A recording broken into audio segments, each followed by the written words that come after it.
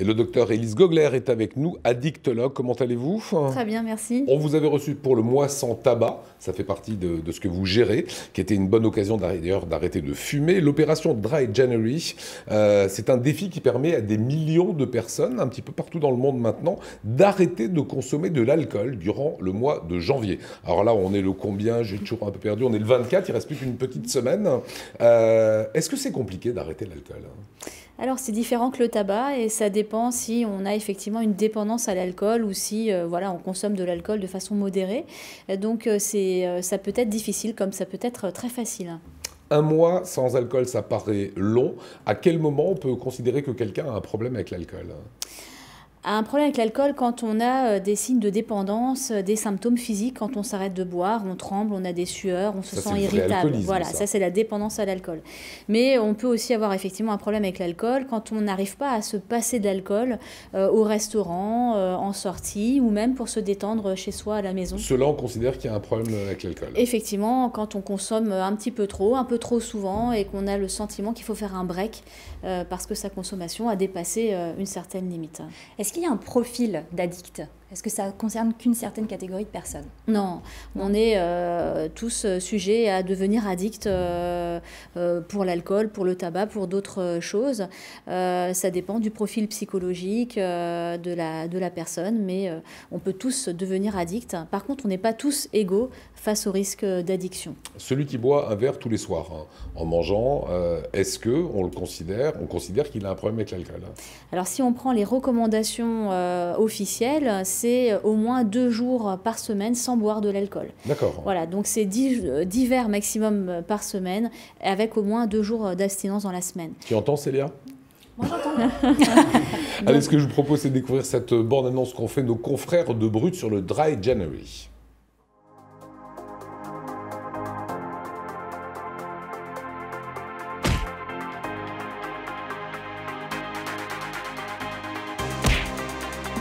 Two shots of vodka.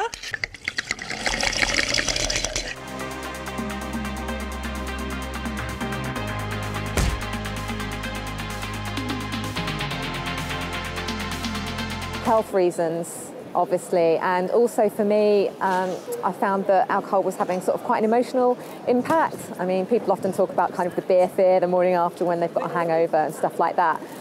For me, it was just bringing a lot of kind of anxiety and depression my way. And once I identified that there was a link there, I thought, see what life's like without it.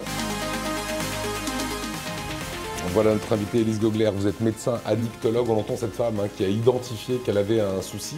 Ceux qui vont participer ou qui participent tout ce mois de janvier identifient aussi un souci ou c'est juste un défi et une expérience?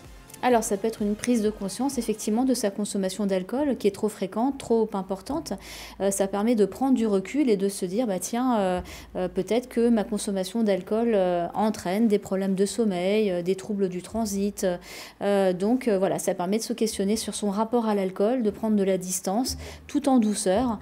Et ce mois sans alcool, il peut être aussi l'occasion de diminuer chez une personne qui ne souhaite pas complètement arrêter, mais de diminuer. Et on voit aussi un impact le reste de l'année, puisque les personnes qui ont participé à ce défi de janvier ont leur consommation d'alcool diminuée tout au long de l'année. Donc c'est un vrai bienfait.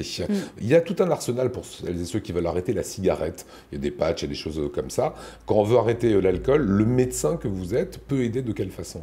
Alors, on aide essentiellement d'un point de vue médicamenteux pour les personnes qui ont une dépendance à l'alcool. Médicamenteux. Voilà, puisque le sevrage à l'alcool, je le rappelle, c'est vraiment très important. C'est le seul sevrage qui peut être mortel en termes de complications. On fait des crises de convulsions, on fait un délirium très mince, on peut en faire un. Ouais. Donc voilà, donc le sevrage à l'alcool doit être encadré quand on a des signes de dépendance. Mais cette campagne du défi de janvier s'adresse à toutes les personnes qui n'ont pas de dépendance, qui peuvent diminuer ou arrêter leur consommation sans aucun risque. Et là, il n'y a pas besoin de médicamenter le défi du mois de janvier. Alors on a quelques chiffres, 71% des participants dorment mieux, voilà, c'est c'est un fait. 88 des participants économisent de l'argent, ça c'est une évidence. Et 57% des participants ont amélioré leur capacité de concentration. C'est quoi les affres de l'alcool? Qu'est-ce qui est mauvais pour la santé sur l'alcool? C'est le foie, c'est la concentration? Alors, c'est vrai qu'on pense souvent au foie en premier et que au foie. Mais en fait, l'alcool a vraiment une toxicité sur l'ensemble de l'organisme. Le cerveau, ça entraîne des problèmes de mémoire, de concentration. Et ça peut aller jusqu'à la démence alcoolique. Et évidemment, ça attaque le foie, mais ça attaque aussi le cœur. Ça entraîne une augmentation de la tension artérielle. Ça donne des problèmes de douleur dans les jambes. Donc, tout un tas de complications, et notamment sur le sommeil, sur le poids, sur la concentration. Les gens qui viennent vous voir aux hôpitaux universitaires de Strasbourg, où vous officiez, vous les accompagnez, ça se passe comment? Une rencontre, c'est 1 heure avec un patient, et vous leur dites quoi? Alors, on voit déjà ensemble pourquoi elles viennent, quelle est leur demande, qu'est-ce qui les amène, qu'est-ce qu'elles souhaiteraient. Donc, on fait déjà un état des lieux, et ce qu'elles souhaiteraient en termes de consommation, soit la réduction de la consommation, soit un arrêt en passant par un sevrage, encadré ou non, selon l'importance de la dépendance. Et donc, on espère contribuer ainsi à l'amélioration de la qualité de vie de la personne, et donc de soigner tous les problèmes de santé que l'alcool entraîne. Donc on rappelle ce que vous nous avez dit tout à l'heure, c'est 1 à 2 verres par jour. Si c'est tous les jours, c'est vraiment beaucoup.